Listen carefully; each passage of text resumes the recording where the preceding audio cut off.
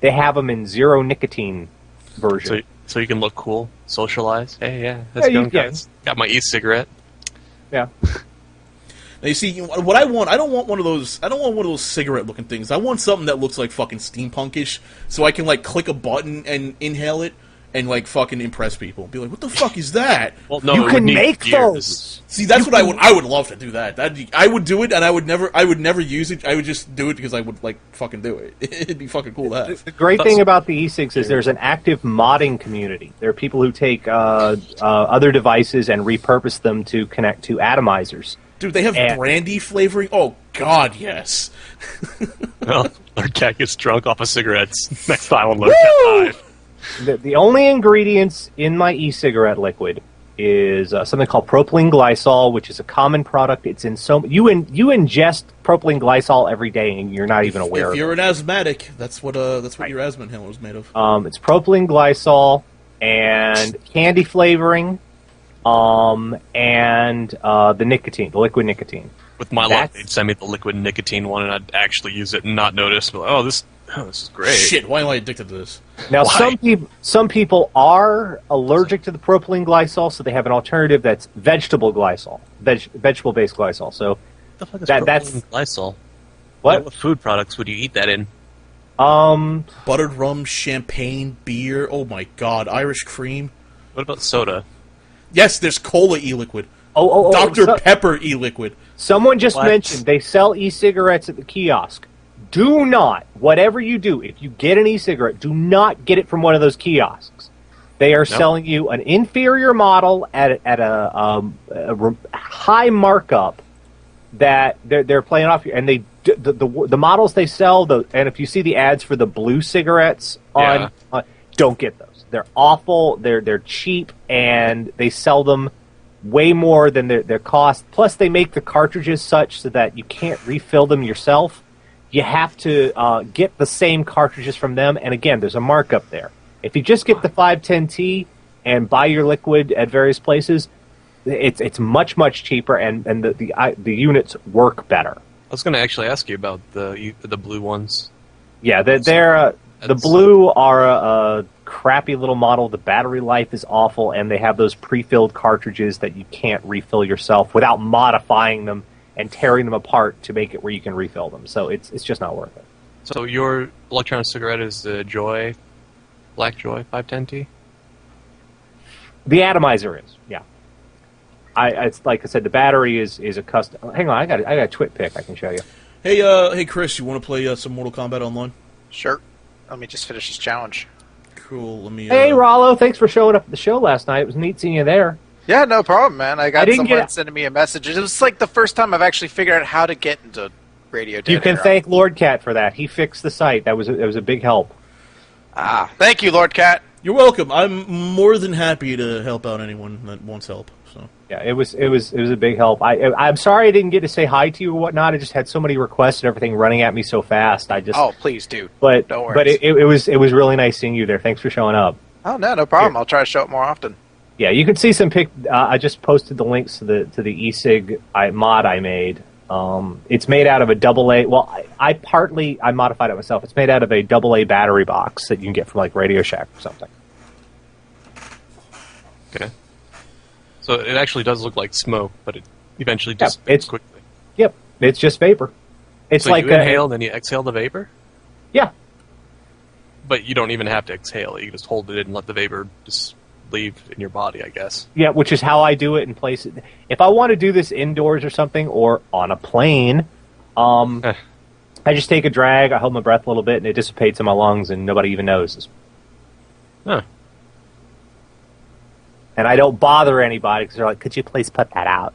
I've had someone come in, can you put that out? And I was using the original batteries, which are made to look like a cigarette, so the end of it lights up. Oh, I hate that. Fades down.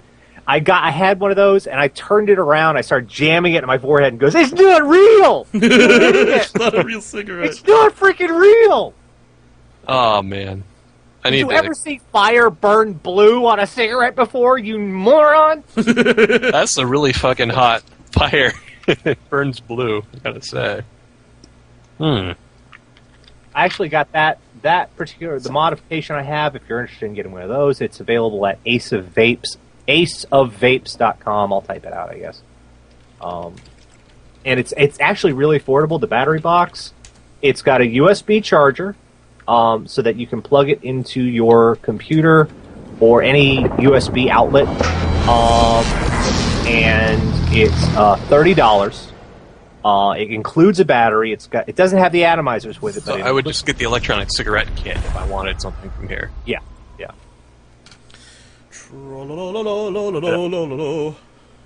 They don't have much on this site. I go to that electronic cigarette kit and I just see hot box yellow, snow red. I don't know what that is. What page do you? Where do you buy your stuff from, Nash? I normally get the atomizers. I get them from, the atomizers I get them from various places. I use like AmericanEliquidStore.com, AwesomeVapor.com. That's where I get all my liquid from because I like the flavors they have there. But there are so many different places you can choose from. It's nice because they really compete on the prices too, which is really good. Is there an expiration on the liquids? Probably about a year. And you can extend that further if you want to get a large quantity of it. You just put it in the freezer. Right. Yeah, I'm not actually seeing any. Yeah, the hot box there. That's just a battery unit. That doesn't have an atomizer. That's why I got it. It's just a battery unit, but it's a lot more efficient. I can plug this in and use the power off my computer, and when I go away, it's got a battery in there that charges up when it's on the computer, so I can just. Where do you get the hot box from? AceofVapes.com. I'll give you the link. Hold on. Yeah. So that's just a battery charger. Essentially. Yeah. Well, it's a battery. It's not just a charger. It's the charger with the battery, with the button and whatnot. It's the whole unit. Here. One little. Here's like an 808D electronic cigarette kit, black. That's like the only kit they have. Yeah, those are cartomizers. What those are is that's a disposable atomizer, cartomizer unit. You use it till it stops working, you throw it away. So the hot box is specifically made to accept an atomizer and a USB. Yep. That's why. Okay. So yeah, you could just get the. I was wondering. I thought you had like some sort of Radio Shack project going on. I was like, what the fuck is that? It's awesome. Well, no, I actually had to modify this one because the one problem with it is it doesn't have an indicator light. And here's time for the fun story I told last night. It doesn't have an indicator light for when you push the button to tell you that the power's running to the atomizer. So I'm like, this could be a problem because what if I accidentally set it off, or if I even know that when the LED lets me know when the battery's running low when I'm not connected to the charger. So I'm like, well, I've got these old e-cig batteries. One of them's dead, but it has the LED in there. I'll just take the LED out of that and put it into this, and I'll have an indicator. And I thought, well, I don't want to get out my soldering iron because that'd be a pain in the butt. I'll just hot glue it in place. I'll wrap the wires around tight, hot glue it. That's all it really needs. It's it's not going to be screw with it much. I did this in my underwear. You did not hot glue your dick, did you? No, but I let the hot glue gun sit for about 10-15 minutes. Got really, really hot, and this big glob of it fell off the hot glue gun, landed on my leg. Now, there's a lot of fun things that happens when hot glue hits flesh. Number one, you start going, ow, and your hand reaches out to get it off your flesh. Unfortunately, it's still molten. So now, not only have you burned one part of your body, you've burned your fingers too. And and at that point, you're like, ow. So you have to start slapping at it to make it solidify enough so that you can pull it off. And I got a nice, wonderful inch long and quarter-inch wide second-degree burn on my leg where the flesh was just ripped away. Well, at least you didn't glue your balls to your chair. Oh God, that would have just. You know what? That would be awful right now, but 3 years from now, I'd be laughing my ass off about it. You would be laughing your balls off. Hey Doug, how you doing? Doug, can you hang on for 1 minute? I need to talk to Todd. No, that's cool. All right. Sorry, Nash, to interrupt you. I gotta take care of this. Okay. Well, I gotta head off anyway. It's great hanging out with you, and I gotta get food. But I won't be in next week, but I'll try and be in the week after. Okay. No problem, man. We'll get someone to cover you for next week. Okay. All right. Talk to you later. Talk to you later, bro. Hey, Todd, how you doing? Oh, I'm doing well. Can you turn your mic up at all?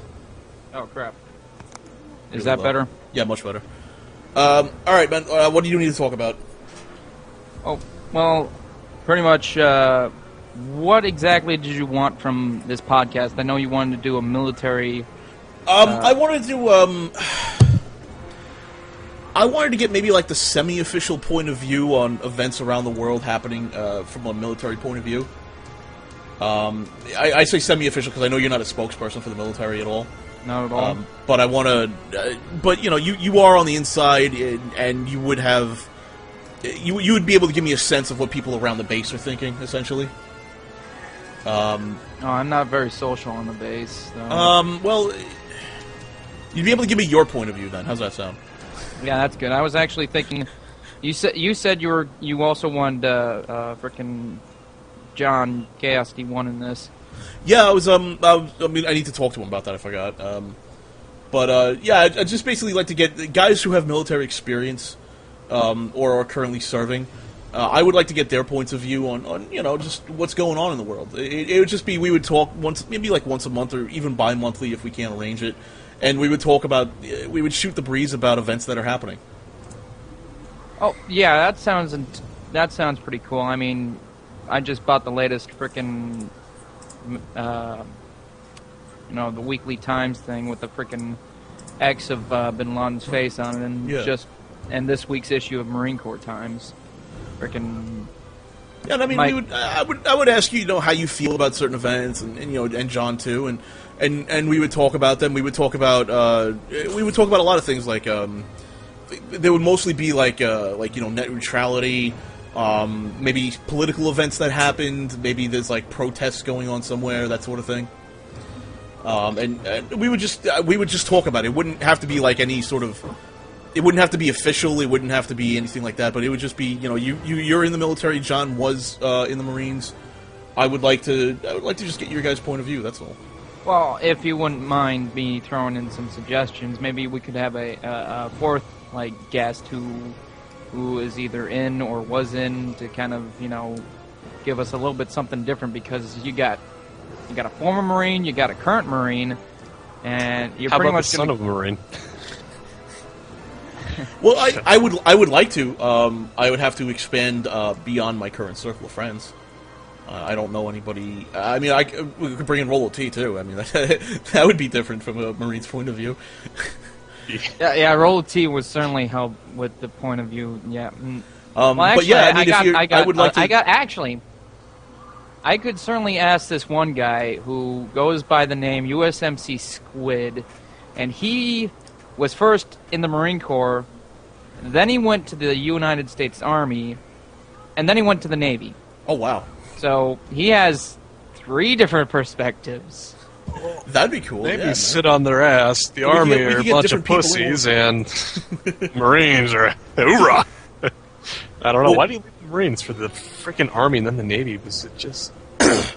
We could get a lot of different people in, you know, different shows. It wouldn't have to be just, you know, 4 people set in stone. It could be us 3 and then someone we cycle in and out. Hey, I got Noel UK, frickin' Mark Morris. He's a reserved in the British Army. Yeah, we could do things like that. I like that idea, dude. I like that idea. Yeah, so that's really all the show would be. I mean, the only thing we'd have to prepare ahead of time are the topics we discuss. That way I'd have them on hand.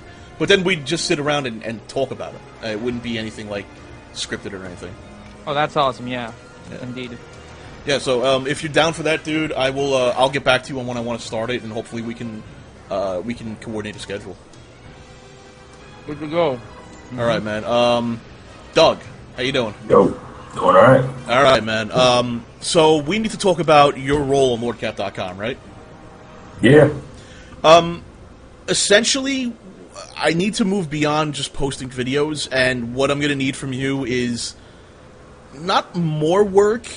What I'm going to ask you to do isn't more work. It's more. It's more annoying than it is like putting an intensive processor to use. You're giving me the grunt work, right? You already had the grunt work. This is more of the annoying work. Essentially, what I would like is to have somebody essentially be my community manager as such. I would like somebody to be able to post to my Twitter for me when videos go up. I would like somebody to post. You're already doing this under my name on LordCat.com.